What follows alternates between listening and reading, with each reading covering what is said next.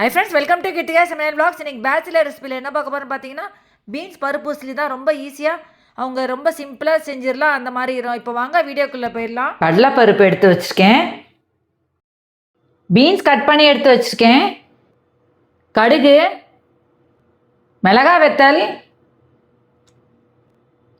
உளுத்தம்பருப்பு, பெருங்காயம், தேவையான உப்பு.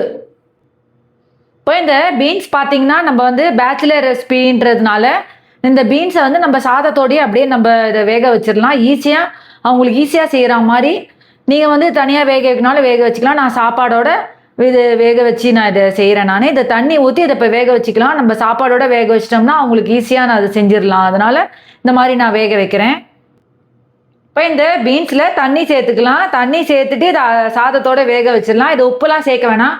உப்பு சேர்த்திங்கன்னா உங்களுக்கு வேகாது, அதனால் உப்பு சேர்க்காம அதை அப்படியே வேக வச்சிடலாம் தண்ணி ஊற்றிட்டு.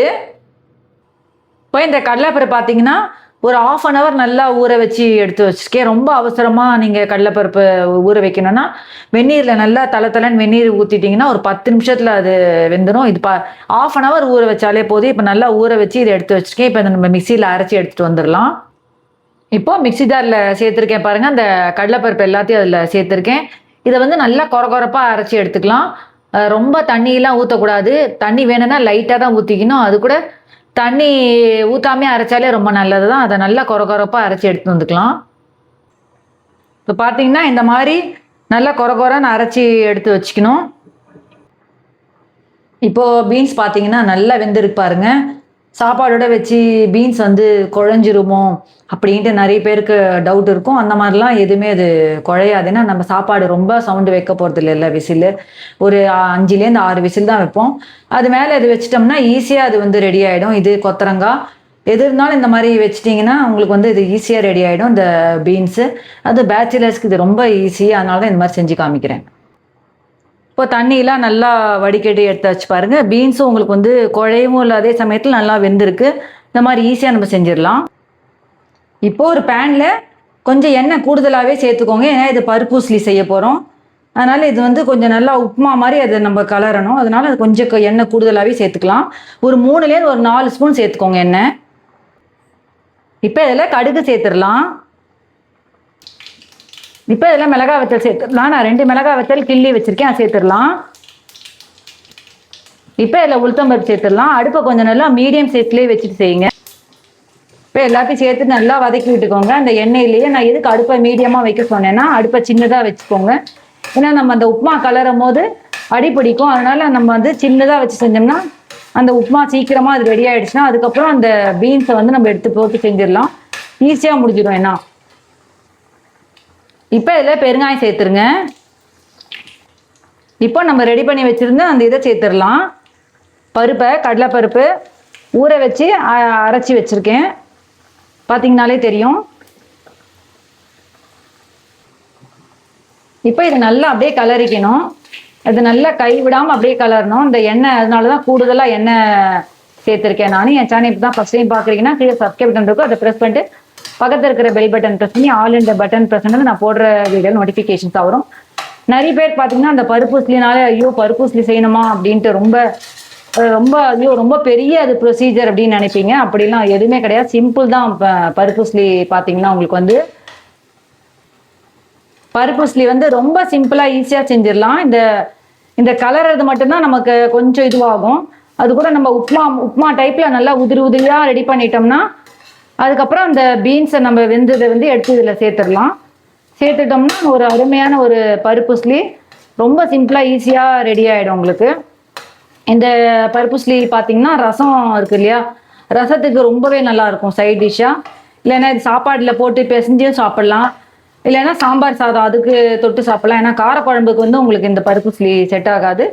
அதனால் சாம்பார் ரசம் இந்த மாதிரி தயிர் சாத்துக்கும் நல்லாயிருக்கும். இப்போ பேச்சுலர்ஸ்க்கு பார்த்தீங்கன்னா ரொம்ப ஈஸியாக அவங்க ரசம் மட்டும் வச்சுட்டு இந்த மாதிரி இந்த பருப்பு உசிலி செஞ்சுட்டாங்கன்னா அவங்களுக்கு ஈஸி ஆகிடும். அது சாப்பாடோடையே அந்த காய் வந்து இந்த பீன்ஸில் வந்து நம்ம எல்லாமே செய்யலாம். இப்போ பருப்பு உசிலிலேயே நிறைய டிஃப்ரெண்ட் இது பருப்பு உசிலி செய்யலாம்.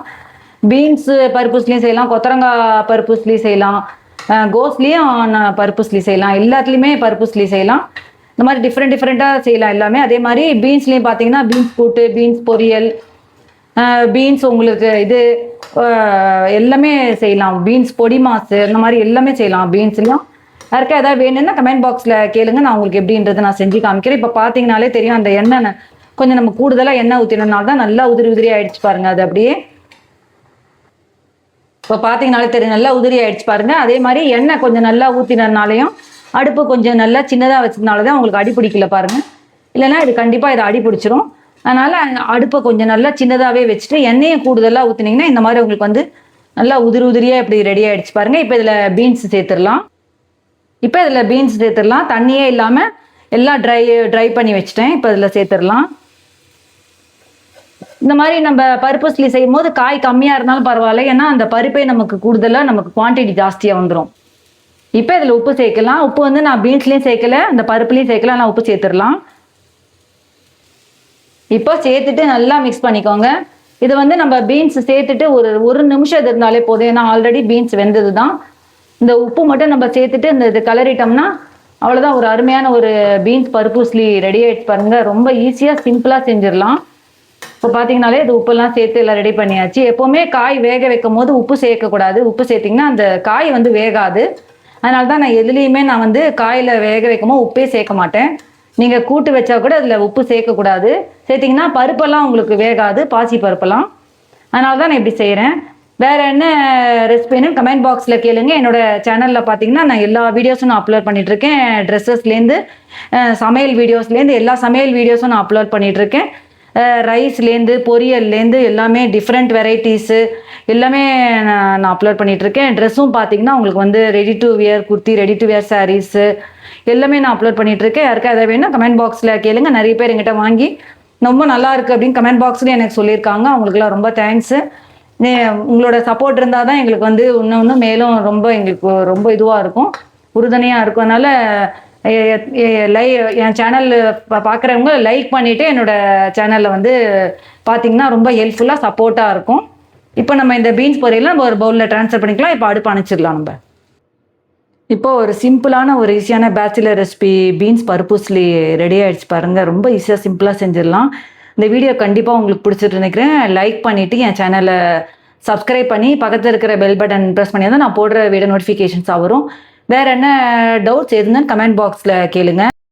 இப்போ தான் சேனல் ஃபஸ்ட் டைம் பார்க்குறீங்கன்னா லைக் பண்ணாதவங்க லைக் பண்ணிவிட்டு சப்ஸ்கிரைப் பண்ணுங்கள். அப்போ தான் நான் போடுற வீடியோ நோட்டிஃபிகேஷன்ஸாக வரும். தேங்க்ஸ் ஃபார் வாட்சிங். Bye bye.